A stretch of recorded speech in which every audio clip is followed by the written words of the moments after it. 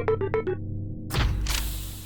everybody, welcome to BrickVault. Today I've got a LEGO Star Wars 20th Anniversary collectible set for you. There were 5 that were released in this latest wave, and this is the smallest. It is the Imperial Dropship, set number 75262, and this set was sent to us from the LEGO group to do a review, so thanks a lot guys for sending this little set over to us. I'm going to be doing a full breakdown about this set, how it compares to the original version of it that came out back in 2008. You'll see the box art, but first let's get into the minifigs. So starting off with the classics here, we've got a Stormtrooper. This set comes with 3 Stormtroopers just like this, and you might think he's just like any other, but I'm sure if you guys have been watching any of the other reviews coming out or just aware of the general updates from this wave, this is the dual molded helmet Stormtrooper. So the inside has black plastic there. That means the black visor that we're looking at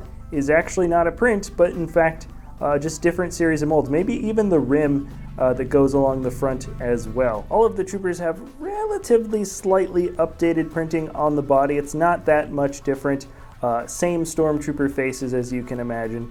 And they all come with these stud guns because that's just how Star Wars does things now. And then piloting the Imperial Dropship is the Elusive Shadow Trooper. So there was a Shadow Trooper in the original version of this set, and the prints for this guy are unique, and I have a feeling this Shadow Trooper may remain exclusive to just this set, which would be cool. This is a really, really awesome print. You can see when I flash by that not all the line detailing on the body is gray, but you do have a few silver highlights on the chest there, which look great, and a little bit on the legs too. Yeah, you can tell there's just a little bit of silver highlighting. And then also, which I wasn't expecting, but I guess it sort of makes sense, that is the metallic dark gray dual molding on the inside of the helmet, which means the visor plates are actually that nice dark metallic gray, gunmetal gray on the helmet, which is a really, really subtle bit of detailing, but I think it was worthwhile. This guy, I wasn't expecting that, so this guy is probably, I think, the best fig from this set just because he's a little bit more elusive. I don't know when Shadow Troopers appeared in the EU, but yeah, you don't see these guys in any of the movies. Not the same thing as Death Troopers. So anyways, I'm really glad with this fig. I think he's by far the coolest reason to get the set, which may lead you guys to say, wait, why would you not think Han Solo collectible original version is the coolest? I do think this is probably the best figure from the 5, just because they actually tried a little bit harder with the original Han Solo yellow skin. This is the 20th anniversary collectible fig. He's got that print on the back. So yeah, there's no confusing him with the original version, but other than that, he should be exactly the same. The print on his legs and his chest should be slightly cleaner. A lot of the prints are a little bit cleaner, people are saying, and I am noticing that myself. But that's just because printers have obviously updated and gotten a lot better in the last 20 years. He's got the classic old school blaster. That was before they made any blaster molds, so it's just a horn piece, you know, like an air horn piece, but turned around with a little blue shot to kind of look like, I guess, it's shooting at some point. So that's really funny. No alternate expression or anything like that. It's just good old yellow skin Han. So here he is on his 20th anniversary little printed piece. It says Han Solo there, so that's exclusive to this set. Actually, it only comes with one of these 2x4s attached. I think that was connected from another one of the collectible stands.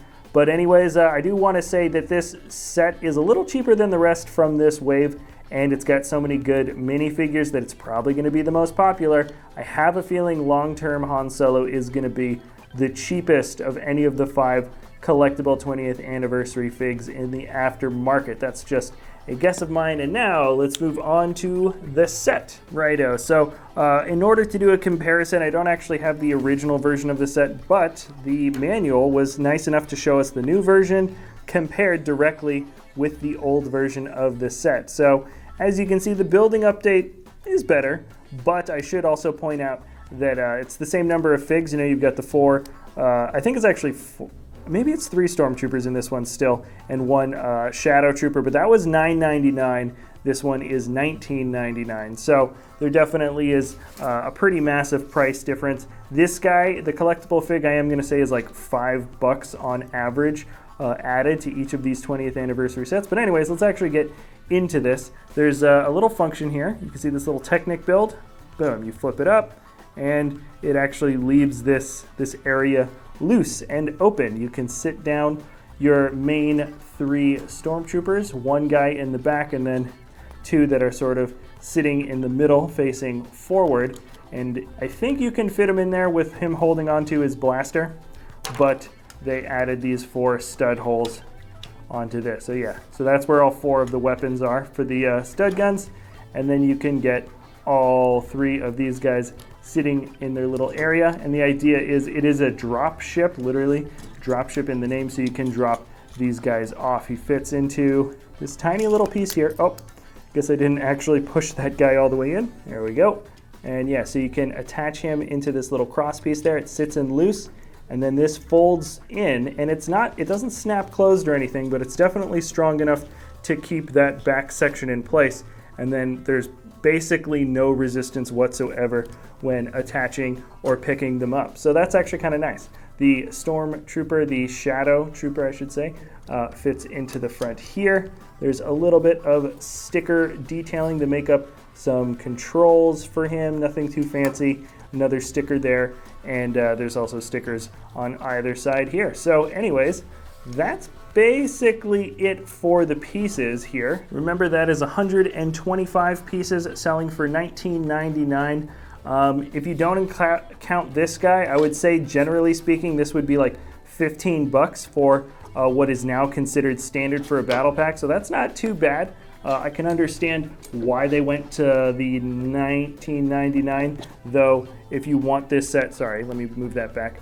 If you want just this set for the Stormtroopers, that's not really going to be the case. That's why I think this Han Solo is going to be such a cheap guy in the aftermarket, because there's going to be a ton of these sets sold and a lot of Han Solo figs that are going to be extra. Everyone's going to keep 1 for their collection or maybe 2, and then a lot of them are going to end up in the aftermarket. Like if we bought 10 of these, you know, what are you going to do with 10 collectible yellow skin Han figures? So yeah, you know, I think this is just going back to the old nostalgia of battle packs, where instead of getting officer figs and other guys, you just get Stormtroopers, and then you get an even cooler Stormtrooper, the Shadow figure. So this is something that I think people are going to really like for army building, despite the fact that it's $20. Also, very quick guys, I'm actually adding a slight addendum here towards the end with my final thoughts.